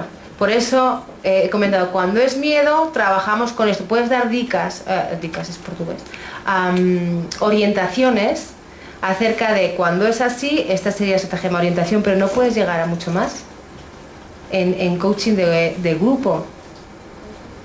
Puedes ir dando una vez, como hemos ido haciendo aquí, una vez que vas bajando y hacer, bueno, las personas que... Aparte de yo te recomiendo que vengas a hacer máster de coaching estratégico, porque vamos a trabajar con esto. Pero las personas que su incapacidad sea, y es tipo esquema, incapacidad estratégica con incapacidad de no reaccionar, sensación de base, miedo, tal estratagema. Es a lo max que puedes llegar en coaching de grupo. Porque no puedes pedirle a una persona, y es ahí donde nosotros somos muy reticentes a que nos diga cuál es su incapacidad, y menos, o sea, delante del grupo, y menos ya entre directivos, bueno, hay que contar, son como vivas. Entonces, hasta ahí podemos llegar, no podemos, de ahí que decía que no pedimos que el modelo que explicite, la persona no tiene que decirte nada, tú puedes guiarle hasta ahí. Ahora, lo que sí, que ya hablo ya de la experiencia que nosotros tenemos, cuando hacemos coaching de grupo, en organizaciones, lo más habitual es que después vengan a pedirlo a nivel individual, que ahí sí que a nivel individual puedes entrar un poco más en alguna información y saber exactamente cuál es la incapacidad por las preguntas que te hace, porque no hace falta que él te diga mi capacidad es tal cosa, sino siguiendo el proceso. ¿Sí, ahora? Yo tengo una duda. Me da la sensación que las incapacidades son excluyentes y únicas, y las sensaciones también. ¿No es posible que a lo mejor alguien tenga un poco de cada cosa? Vale. Creo que sensación de base dominante, okay. Bueno, la que más sí. Peso tiene en ese momento, para esa solución intentada redundante. Vale, o sea, la que tiene más peso, que no tiene por qué ser única. Exacto. Y en el caso de las incapacidades estratégicas también es así, porque yo, por ejemplo, en mi caso, a lo mejor es porque no he dedicado suficiente tiempo a reflexionar, yo encontraba un poquito de cada. Decía, pues esto es falta de estrategia, falta de acción, a veces falta de constancia. Ok, ¿y cuando has bajado a la incapacidad primaria? He seguido igual de perdida, porque he intentado enlazar. Yo decía, es un problema de... Cuando pensaba que era acción, entonces me iba a reaccionar. Cuando pensaba que era constancia, una me iba pregunta, a no reaccionar. ¿Tú sabes lo que tienes que hacer para solucionar ese problema que tú tienes o no? ¿O tienes muchas soluciones y no sabes cuál es la mejor? A lo mejor si ya me dices la segunda, me centra más. Con esa pregunta me centro mucho más. O sea, lo que quiero saber es que es cuestión de indagar hasta detectar lo que puede ser la... Exacto. Pero ¿podemos plantear la pregunta? ¿La única o la única? En el caso de las incapacidades, ¿siempre solo hay una? Hay una. ¿O hay una dominante? Hay una. Hay una, ¿no? Hay una. Vale. Lo que pasa es que muchas veces nuestro autoengaño nos distorsiona y no conseguimos verlo. Pero, por ejemplo, incapacidad estratégica puede ser tanto, yo no sé lo que tengo que hacer, o tengo tantas soluciones que no sé cuál es la mejor, con lo cual no sé lo que tengo que hacer. Esa es una incapacidad estratégica. No encuentro cuál es la alternativa mejor. Incapacidad estratégica. Es que en varias ocasiones se ha referido al objetivo. Es que el objetivo no está bien definido. Okay, sí. Cuando el objetivo no está bien definido, ¿qué incapacidad de mantener? Incapacidad de mantener, sí. Que es la de constancia. Sí, disculpad, es que el profesor evoluciona mucho con el modelo y va cambiándole cada vez que nos reunimos, se cambian las palabras y ya. Vale, perfecto. Vale, gracias. O sea, está ella, ¿sabes cuál es ahora? Sí, pero tengo que pensar más. La intermitencia, ahora pongo, ahora dejo, ahora pongo, ahora dejo. Incapacidad de constancia. Yo quería saber, el coaching estratégico, aparte del ámbito organizacional, que a mí es que no me interesa mucho, ¿a qué otras se aplica? Algo has dicho de... ¿Se puede aplicar...? A cualquier tipo de entorno. A cualquier entorno. Progreso, bien estratégico. Sí. Sí, en cualquier entorno. ¿Sí?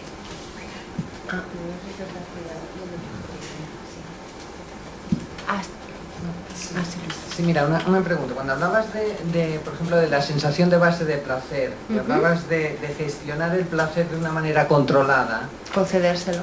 Sí, concedérselo, claro, me recordaba a esas técnicas a veces pues para la bulimia, ¿no? De personas que comen de manera descontrolada, que dicen, bueno, ¿verdad? Un poco el mito este de que es verdad, ¿no? Que a veces lo que más engorda es hacer dieta y se le dice... Es una solución intentada redundante. Y se le dice a la persona, come el alimento que más te guste, pero a esas determinadas horas. ¿Sería un ejemplo de gestión del placer? La sensación de base de la bulimia y de la anorexia es el placer y del vomiting. Es el placer. Entonces utilizamos lo mismo. Es que tanto para las patologías como para las situaciones, para los límites, siempre hay una sensación de base por debajo. Y es con la que estamos trabajando. El modelo es igual para la parte clínica que la no clínica. Sí. Y es concederlo, es como, por ejemplo, yo soy fumadora, antes no está aquí Luis, me dice, pero tú fumas, y digo, sí, de momento, ¿por qué? No lo he dejado, ¿por qué? Pues porque me gusta, o sea, me es placentero. ¿Por qué no funcionan las campañas del tabaco? El otro día sí que vi una cajetilla que me dio asco. Como me dio asco, es decir, no me resultó placentero, dije, me lo pensé, la primera vez en mi vida que me lo pensaba. Porque hasta ahora... a todos los fumadores nos mandan unas campañas ¿con qué? ¿Qué sensación de base es la que hay debajo de las campañas? Miedo. Y a nosotros no, nuestra sensación cuando fumamos no es miedo, es placer. Nos tienen que utilizar el placer para dejar de fumar.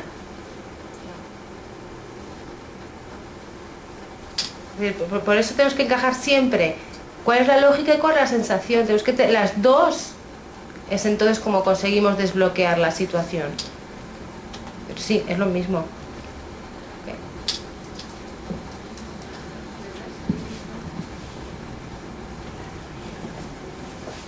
¿Quedaba alguien más?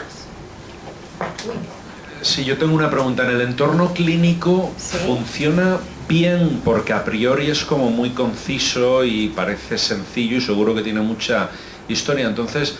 es una doble pregunta, o sea, ¿qué modelo hay detrás que sustenta esto? ¿De dónde sale? ¿Hay algún autor? ¿Hay algún modelo conceptual? Y segundo, ¿en la aplicación clínica realmente está funcionando o es más en un entorno empresarial para temas menores, entre comillas? Ok, sí, a ver, no, el modelo no... El modelo realmente es el modelo de la Escuela de Palo Alto evolucionado por Giorgio Nardone y Paul Watzlawick. Okay. Este es el origen, que es Problem Solving estratégico, y no sé si sabéis que la mayoría de las personas de la Escuela de Palo Alto, del MRI, la mayoría inicialmente no eran ni psicólogos ni psiquiatras, eran fisiólogos, físicos, químicos, biólogos, antropólogos, de todo menos psicólogos o psiquiatras. Y ellos comienzan a desarrollar este enfoque, este modelo de trabajo, que tiene una base epistemológica muy fuerte, y la empiezan a trabajar pagado por la Fundación Rockefeller y por el gobierno de los Estados Unidos para investigar el origen. Viene todo aquí. En los psiquiátricos norteamericanos, en la época de la posguerra, había un montón de gente etiquetada como esquizofrénico, y hay varios grupos en Estados Unidos que se les subvenciona para que investiguen cuáles son las causas, porque aquello no era una barbaridad, no podía ser. Entonces ellos comienzan a investigar, y es a través de la percepción de cómo creamos realidades que son disfuncionales. Y este es el modelo. Y de ahí luego Giorgio Nardone, junto con Paul Watzlawick, que es uno de los fundadores de la Escuela de Palo Alto, evolucionan el modelo. Donde primero empiezan a trabajar más, aunque el origen era problem solving estratégico, además ellos tenían en Palo Alto, todo Paul Watzlawick, sobre todo Paul, tenía y Wickland, como una obsesión de intentar la comunicación pasar al lenguaje matemático, era su obsesión, venían del ámbito de las ciencias. Okay. Ellos, a pesar del origen ser problem solving estratégico, comienzan a evolucionar más en el ámbito clínico, que es para lo que le estaban pagando, y evolucionan lo que es el enfoque de la terapia breve estratégica. Es la terapia breve, el estratégico es el añadido de Giorgio Nardone, junto con Paul Watzlawick, indagando y observando cuál es la estructura interna de los problemas, cuáles las lógicas que siguen, utilizar la misma lógica para solucionar los problemas. En el ámbito clínico, la verdad es que los resultados, y se publican en los libros cada X tiempo, pues todo lo que nosotros hacemos es, la forma de trabajar es investigación e intervención. Es decir, todo se graba para ver cómo va funcionando el modelo, si funciona o no funciona.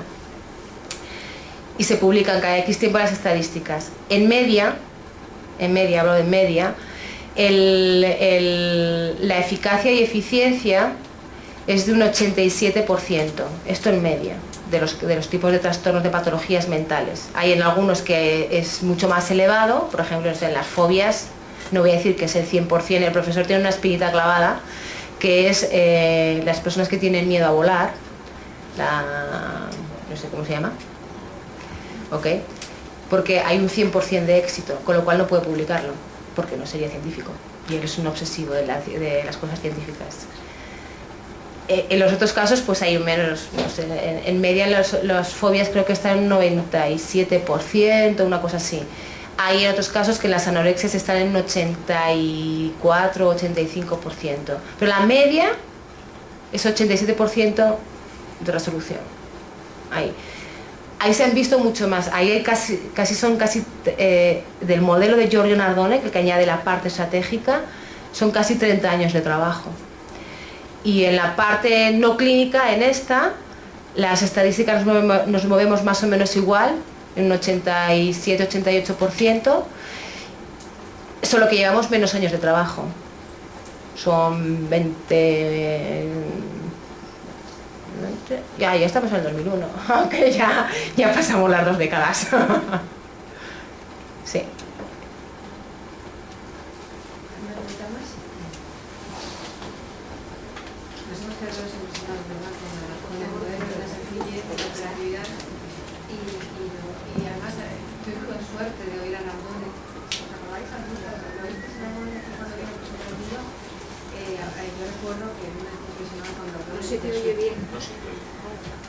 Este año pasado vino Nardone aquí a España y estuvo presentando precisamente su libro. Y una de las cuestiones que planteó era que él trabajaba mucho con suicidas, muchísimo, ¿no? Y entonces hablaba de eso, de decir, no, si lo primero que yo les digo es, ¿por qué no te suicidas? Todos así aterrorizados aquí en las sillas, diciendo, Dios mío, y ya le preguntan, ¿y qué porcentaje de éxito tiene? A mí no se me ha suicidado todavía nadie. Todo muy serio. Y fue muy impresionante. Yo creo que para mí fue la primera vez que entré en contacto con esta metodología y desde entonces estoy absolutamente fascinada por ello, por la simplicidad, la sencillez y la operatividad que tiene. Así que yo creo que el siguiente paso es que sigamos andando en ello y conociendo mucho más. Belén nos ha invitado a apuntarnos a los másteres. Ahí queda la cosa. No, eso quien quiera aprender más. Así que yo, desde luego, darle las gracias a Belén. Ha sido un privilegio esta tarde, ¿verdad? Ha sido 1 hora y cuarto que estábamos ahí todos expectantes, aprendiendo, asimilando, interiorizando lo que ella nos contaba. Estoy segura de que le vamos a dar una utilidad tremenda y segura además de que vamos a seguir indagando en este tema. Personalmente me ha impactado muchísimo, me ha gustado muchísimo y estoy segura de que lo comparto con vosotros, ¿no? El bienestar, la sensación de bienestar de esta tarde, de esta conferencia. Así que, Belén, muchísimas gracias. Muchísimas gracias a vosotros y al público que ha seguido todas las indicaciones. Muchísimas gracias por todo el aprendizaje que nos has facilitado esta tarde y por lo bien que nos lo has transmitido. Ya sabéis que aquí tenemos un ritual, que es, los rituales son buenos. Son muy importantes los rituales. El libro. Mira, nosotros siempre regalamos este libro, Psicología del Trabajo, Historia y Perspectivas de Futuro. Y es muchísimas gracias, y que tengas un recuerdo de tu paso por esta sede del colegio.